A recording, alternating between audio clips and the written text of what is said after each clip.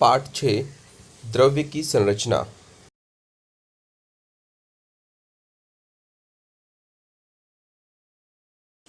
द्रव्य की विभिन्न अवस्थाएं कौन सी हैं?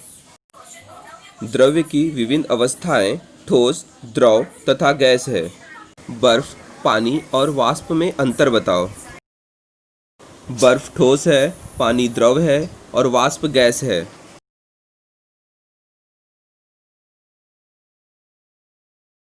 द्रव्य के छोटे से छोटे सूक्ष्मतम कण को क्या कहते हैं?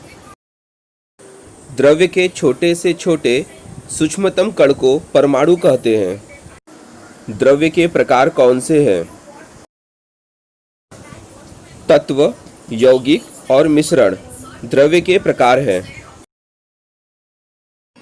दिए गए द्रव्यों का 3 समूहों में वर्गीकरण करो।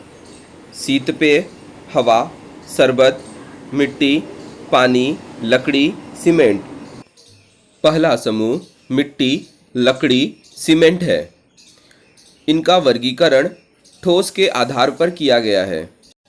दूसरा समूह शीतपेय, शरबत, पानी है।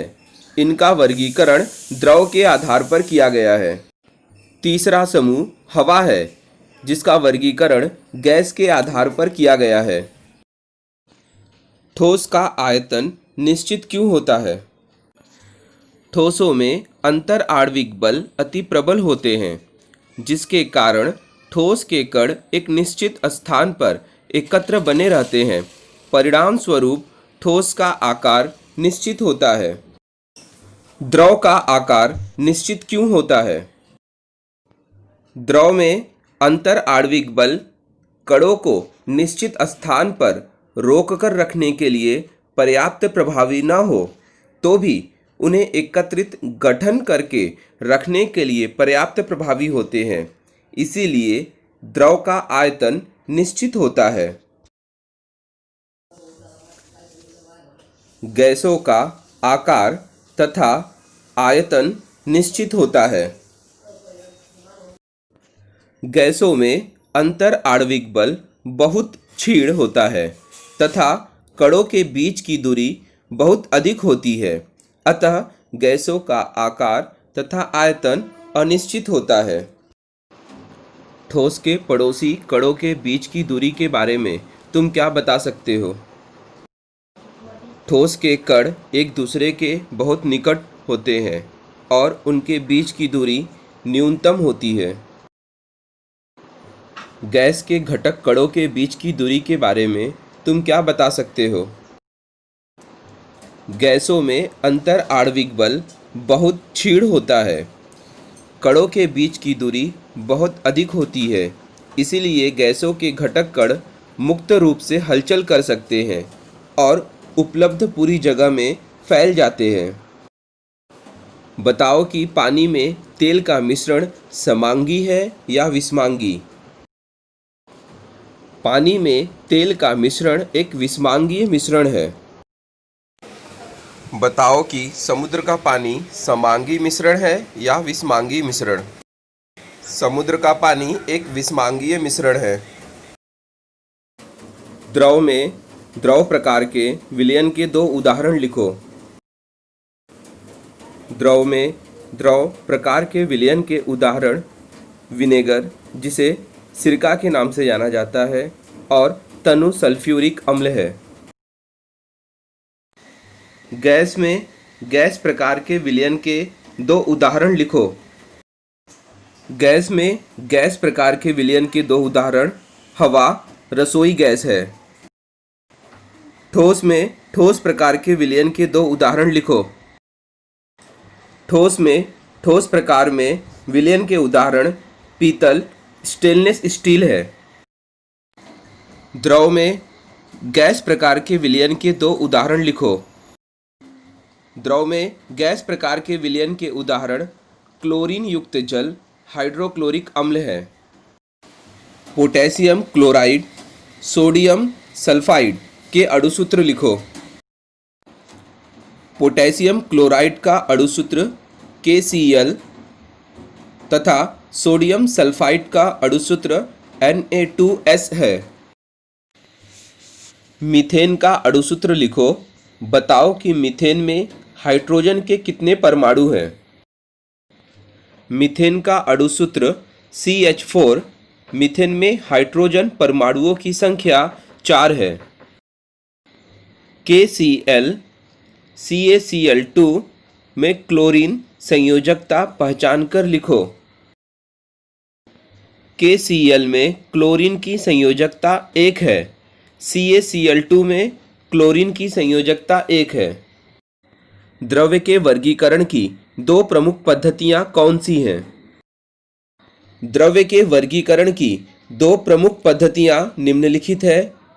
पहला, द्रव्य की भौतिक अवस्था के आधार पर ठोस, द्रव तथा गैस। दूसरा, द्रव्य के रासायनिक संघटक के आधार पर तत्व, यौगिक एवं मिश्रण। द्रव्य की भौतिक स्थितियों के नाम लिखो। द्रव्य की भौतिक स्थितियों के नाम ठोस, द्रव, गैस है। ठोस का क्या अर्थ है अथवा ठोस की परिभाषा लिखो। जिन पदार्थों के आकार तथा आयतन दोनों निश्चित हो उन्हें ठोस कहते हैं। ठोस पदार्थों के गुणधर्म लिखो। ठोस पदार्थों के गुणधर्म। ठोस पदार्थ का एक निश्चित आकार तथा आयतन होता है। ठोस पदार्थ सुदृढ़, प्रत्यास्थ अथवा तन्य होते हैं। ठोस पदार्थ प्रायः असंपीड्य होते हैं और बाह्य बलों द्वारा उनके आयतन में कोई परिवर्तन नहीं होता। ठोस पदार्थ की दृढ़ता का क्या तात्पर्य है?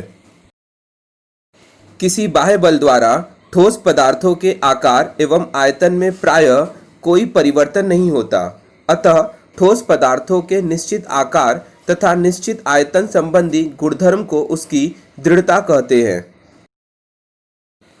ठोस पदार्थ की प्रत्यास्थता का क्या तात्पर्य है?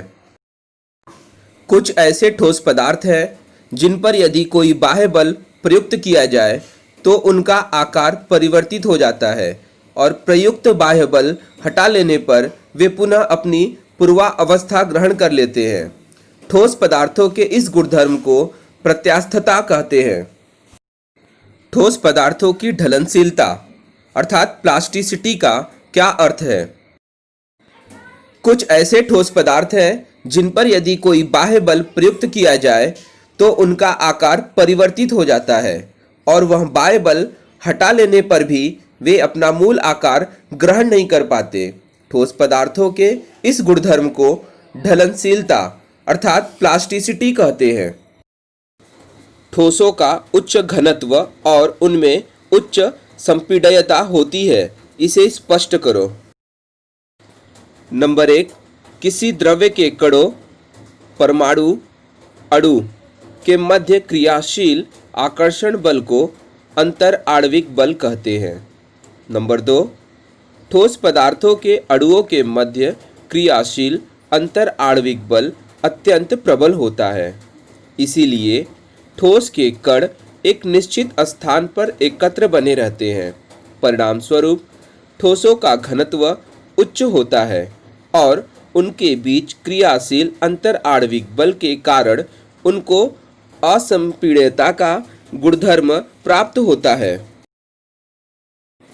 द्रव का क्या अर्थ है अथवा द्रव की परिभाषा लिखो। जिन पदार्थों का आकार निश्चित नहीं होता परंतु आयतन निश्चित होता है उन पदार्थों को द्रव कहते हैं। द्रव के गुणधर्म लिखो। नंबर 1, प्रत्येक द्रव पदार्थ का एक निश्चित आयतन होता है। नंबर 2, द्रवों का कोई निश्चित आकार नहीं होता, वे जिस आकार वाले पात्र में रखे जाते हैं उसी पात्र का आकार ग्रहण कर लेते हैं। नंबर 3, द्रवों में प्रवाहिता का गुणधर्म पाया जाता है, अर्थात किसी समतल पृष्ठभाग पर रखने पर वे उस पृष्ठभाग पर फैलते हैं। नंबर 4, द्रवों की संपीड्यता अत्यंत कम होती है। प्रवाहिता का क्या अर्थ है? द्रव सरलतापूर्वक प्रवाहित होते हैं तथा बाह्य बलों के प्रयुक्त होने पर उनके प्रभाव में द्रव का आकार बदल जाता है। द्रवों के इस गुणधर्म को प्रवाहिता कहते हैं। गैस भी यह गुणधर्म प्रदर्शित करते हैं। द्रव प्रवाही होते हैं और उनका कोई निश्चित आकार नहीं होता। नंबर 1, किसी द्रव्य के कणों, परमाणुओं, अणुओं के मध्य क्रियाशील आकर्षण बल को अंतर आणविक बल कहते हैं। नंबर 2, द्रव अवस्था में अंतर आणविक बल की क्षमता मध्यम होती है। वह कणों को निश्चित स्थान पर रोक कर रखने के लिए उतनी प्रभावी न हो तो भी उन्हें एकत्रित गठन करके रखने के लिए पर्याप्त प्रभावी होती है। इसीलिए द्रवों को प्रवाहिता का गुणधर्म प्राप्त होता है और पात्र के आकार के अनुसार उनका आकार परिवर्तित हो जाता है। गैस का क्या तात्पर्य है अथवा गैस की परिभाषा लिखो। जिस पदार्थ का कोई निश्चित आकार तथा कोई निश्चित आयतन न हो उस पदार्थ को गैस कहते हैं। गैसों के गुणधर्म लिखो। नंबर 1, गैसों का कोई निश्चित आकार अथवा कोई आयतन नहीं होता। नंबर 2, गैसें अपने परितः आसपास सर्वत्र फैल जाती हैं। नंबर 3, गैसों में अत्यधिक संपीड्यता होती है और वे सहज ही प्रसरित होती है। नंबर 4, गैसों में अंतर आणविक बल बहुत क्षीण होता है। स्पष्ट करो कि गैसों का आकार तथा आयतन दोनों निश्चित होते हैं। नंबर 1, किसी द्रव्य के कणों, परमाणुओं, अणुओं के बीच क्रियाशील आकर्षण बल को अंतर आणविक बल कहते हैं। नंबर 2, गैसों में यह अंतर आणविक बल अत्यंत क्षीण होता है। इस बल के क्षीण होने के कारण गैसों के अणु आसानी से मुक्त रूप में विचरण कर सकते हैं और उपलब्ध स्थान में सर्वत्र व्याप्त हो जाते हैं। इसीलिए गैसों का आकार तथा आयतन दोनों निश्चित होते हैं। गैसों की संपीड्यता द्रवों की संपीड्यता से अधिक होती है। इसे स्पष्ट करो। गैसों के अणुओं के मध्य क्रियाशील अंतर आणविक बल द्रवों के अणुओं के मध्य क्रियाशील अंतर आणविक बल की तुलना में अत्यंत क्षीण होती है। इसीलिए द्रवों की संपीड्यता की अपेक्षा गैसों की संपीड्यता पर्याप्त अधिक होती है। द्रवों में पड़ोसी अणुओं के बीच की दूरी गैसों के पड़ोसी अणुओं के बीच की दूरी अपेक्षा कम होती है।